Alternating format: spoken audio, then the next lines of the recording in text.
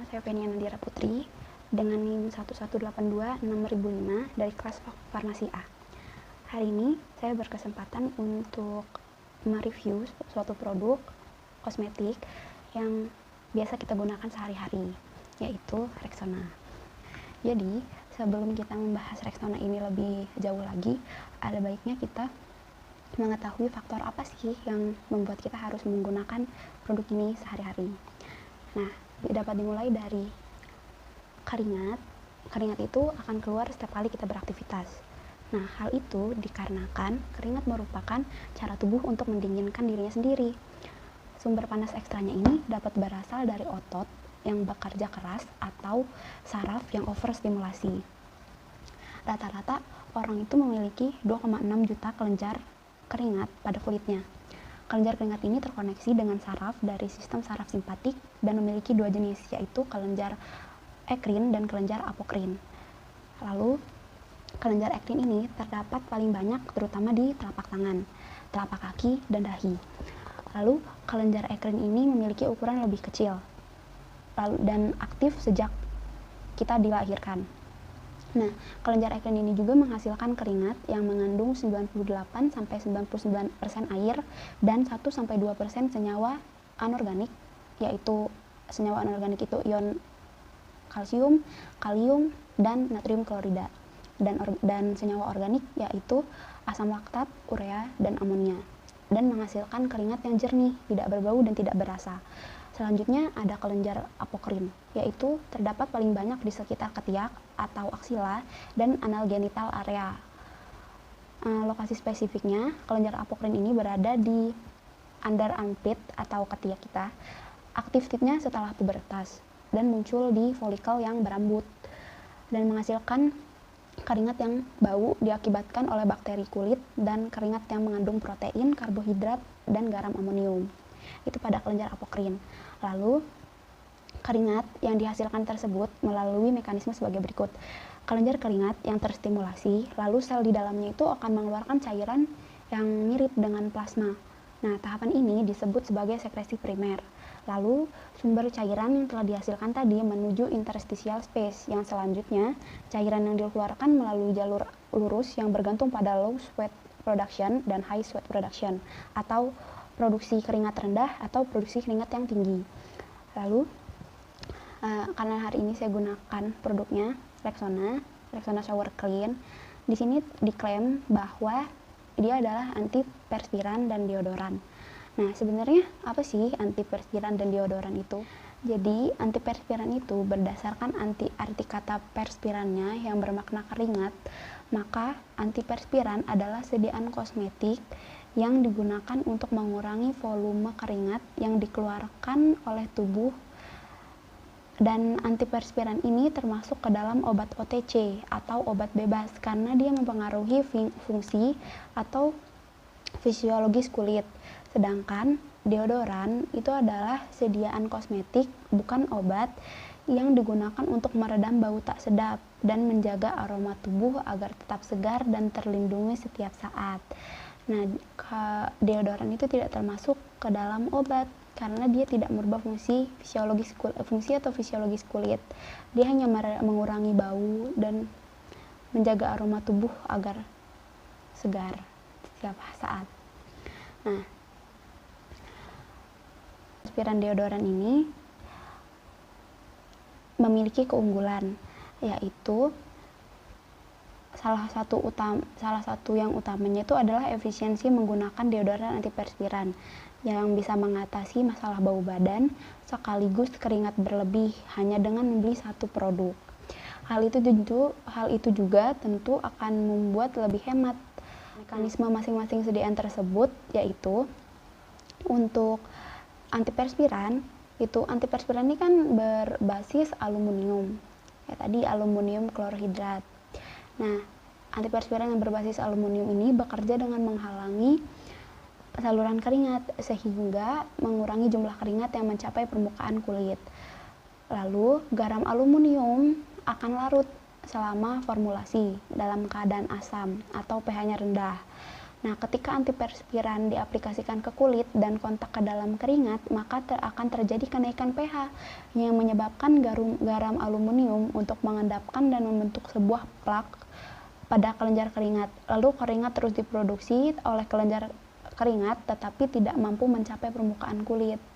Nah, itu adalah mekanisme kerja dari antiperspiran. Sedangkan untuk mekanisme kerja dari deodoran sendiri, mekanismenya sebagai berikut. Jadi keringat sendiri itu hampir tidak berbau. Sebagian besar bau yang menyertai keringat itu disebabkan oleh aksi bakteri. Nah, deodoran ini mengurangi bau dari salah satu dari 3 cara berikut, yaitu yang pertama, dengan mencegah aksi bakteri pada keringat.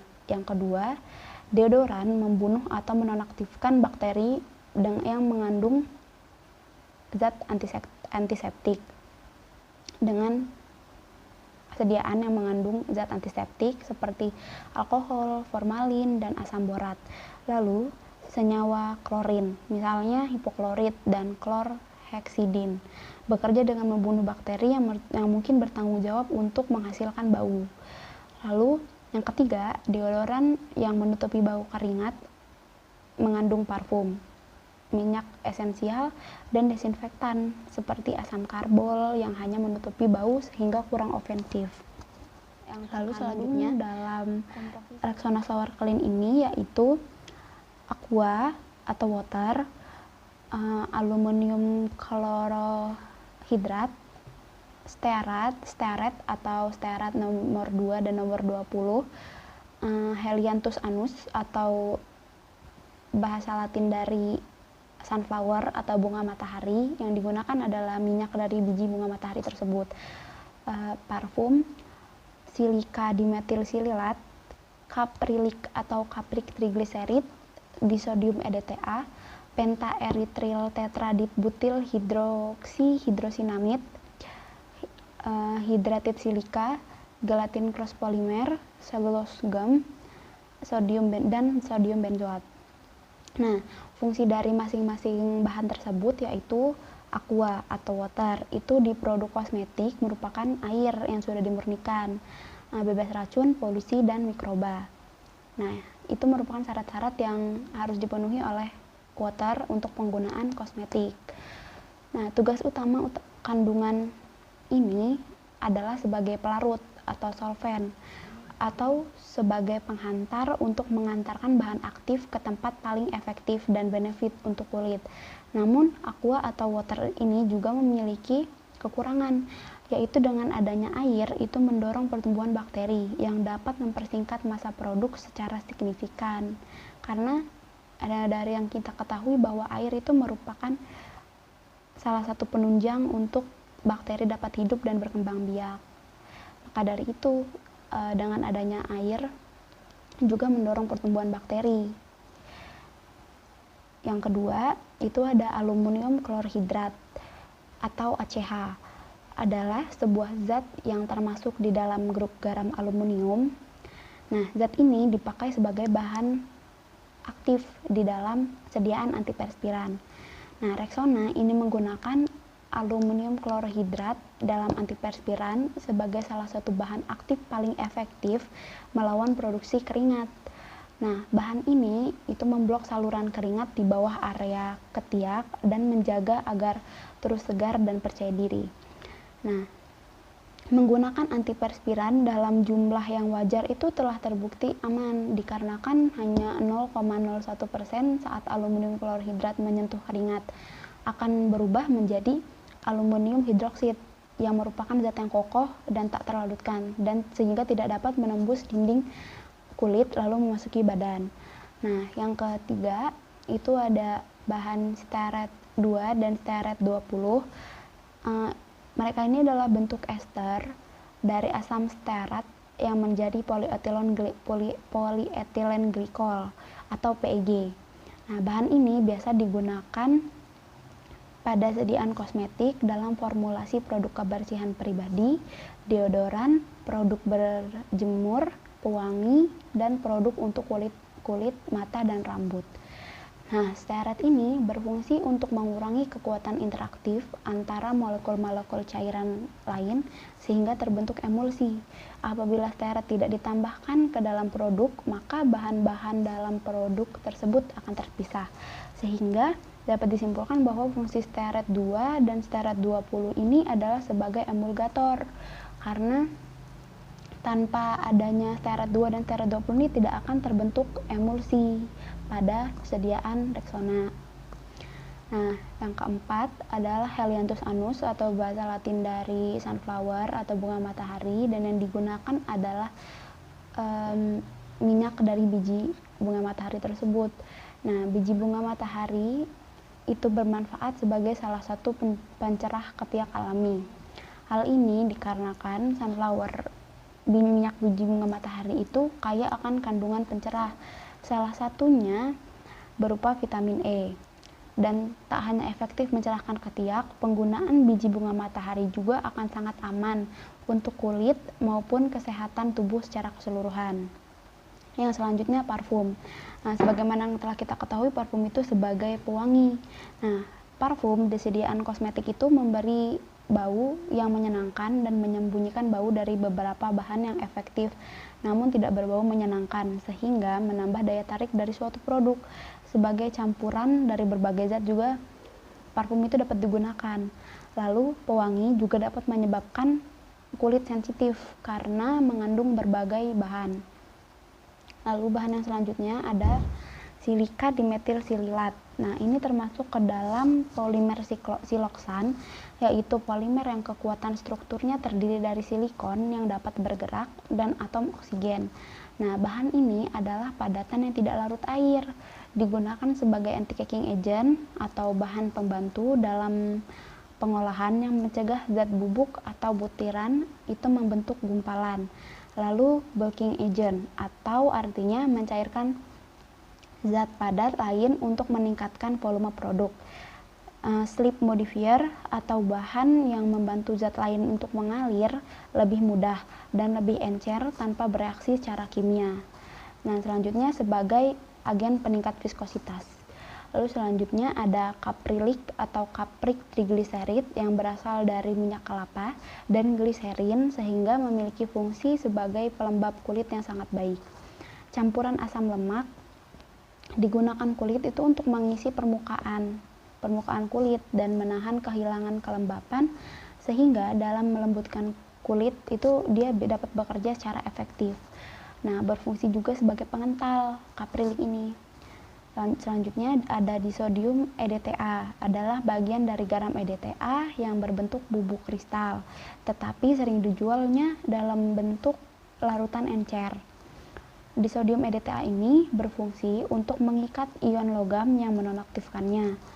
Ikatan ion logam membantu mencegah kerusakan kosmetik, membantu menjaga kejernihan, melindungi senyawanya itu tetap wangi, dan mencegah ketengikan.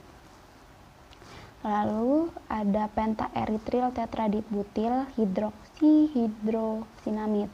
Ini sebagai stabilisator yang dapat pula ditemui dalam produk kosmetik.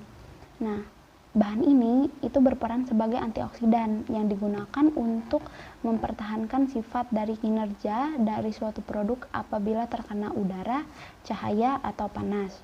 Yang selanjutnya ada hydrated silica. Ini adalah mineral yang digunakan dalam produk kosmetik, itu adalah bentuk amorf dari silikanya, atau amorf itu bentuk kristal yang tidak memiliki bentuk yang tidak beraturan.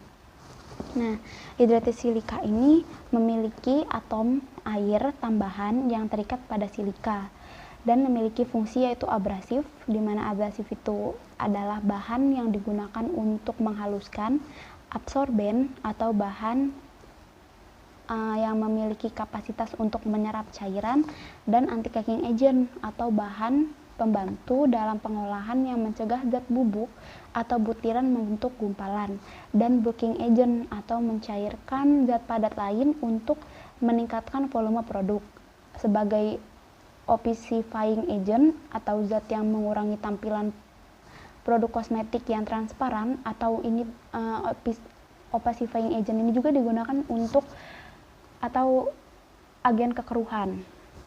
Lanjut selanjutnya digunakan sebagai skin conditioning atau agent atau emollient. Nah, bahan yang berperan sebagai lubrikan di permukaan kulit yang memberikan kelembutan dan kehalusan pada tampilan kulit.